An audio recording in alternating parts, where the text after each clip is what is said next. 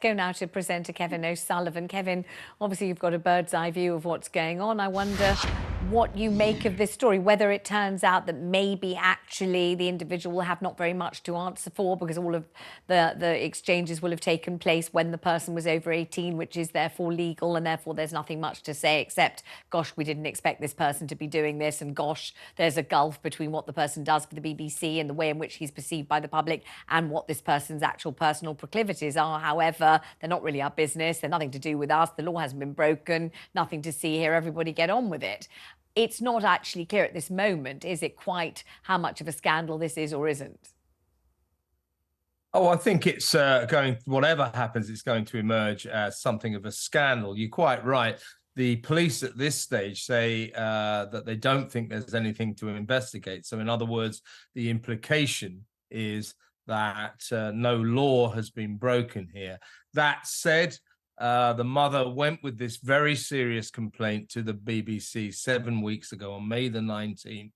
And if this is another case, yet another case of the BBC egregiously dragging its heels, taking far too long to react, and frankly, covering up, keeping this quiet from license fee payers, from the general public, then heads will roll. This will be a major scandal. The other aspect of this, the mother is saying that this major star, who you quite rightly say, Vanessa, we're not allowed to identify, an embarrassing number of people now know who it is. However, the legalities of the situation plunge us into this absurdity where everyone knows who it is, but no one is allowed to say. But this law breaking or not, this mother says that a major star with a huge salary enticed her child into sending him sex pictures, sordid sex pictures, and by extension helped to fund this kid's crack habit. So whether or not the police launch a criminal investigation is in some ways irrelevant to this presenter's future, because this presenter's future, if these allegations are true, will be very, very brief. On the other hand, if what this presenter did was simply subscribe to OnlyFans, in possibly, I'm only suggesting, that the legitimate belief that you can only be plying your trade on OnlyFans if you're over 18. So avowedly, this person claimed to be over 18. There's nothing illegal. People might not like it, might think it's very unsavory and pretty rancid, really, but there's nothing illegal about either showing your bits on OnlyFans or paying to see someone else's. And if you are paying somebody for views of their erogenous zones or whatever it is, their genitalia, there's no limit to how much you can pay them. You can pay them whatever you think it's worth, whatever you want to pay them. And then there's no guarantee about what they're going to do with the money you pay them. Just as if you buy a loaf of bread, you don't check what the baker's going to do with the money that you pay them. You don't know whether the baker's going to put it on the horses, spend it on drugs, or go and buy a pair of shoes for his deserving child to wear to school. You don't know, and it's none of your business anyway. So if you're paying somebody on OnlyFans that you think is over 18 to show you their genitals, and you pay them £35,000, it's not your responsibility to work out and find out what they're spending the money on, is it? It's up to them.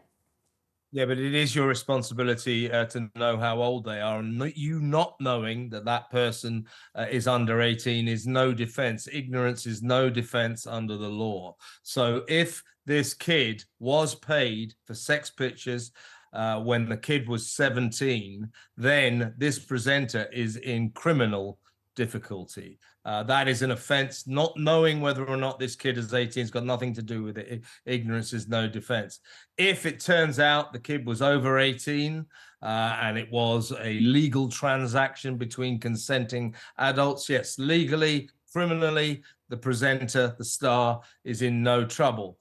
In terms of his future at the BBC, as I say, I think it will be very, very brief because the person we are talking about will be seen to have betrayed the trust of his employers at the BBC and, of course, more importantly, license fee payers, the audience. I wonder whether there's a suggestion that the site OnlyFans would be the entity that's in trouble if this were to be the case. These are all allegations and we don't know. But if it turns out that this person was working on the OnlyFans site, which therefore kind of gives a kind of legitimacy. It's kind of an umbrella under which these people who work for OnlyFans work, and therefore it's assumed that OnlyFans has done due diligence to make sure that the person is over 18. And if the person turned out not to be, you wonder whether in legal terms it's the job of the person subscribing and paying to see the other person's genitals and other bits or whatever they want to see, or whether it's actually the responsibility of OnlyFans itself, and that OnlyFans will be in the dock here rather than the person paying to see whatever it is the person wanted to see. Well, no, they'd probably both be in the dock. As I say, ignorance is no defense. So the perpetrator, if you like, the star getting this person to send pictures, if this person was 17 at the time, that's against the law. And you're right, Vanessa, OnlyFans may be dragged into the mix. As I say, this will be seen as the exploitation of a 17-year-old who, under the eyes of the law, is too young to be involved in such activities. So yes, OnlyFans could be in trouble for not vigorously checking enough to get this age right. And the star, whether or not he knew that this kid was under 18, will be in deep trouble.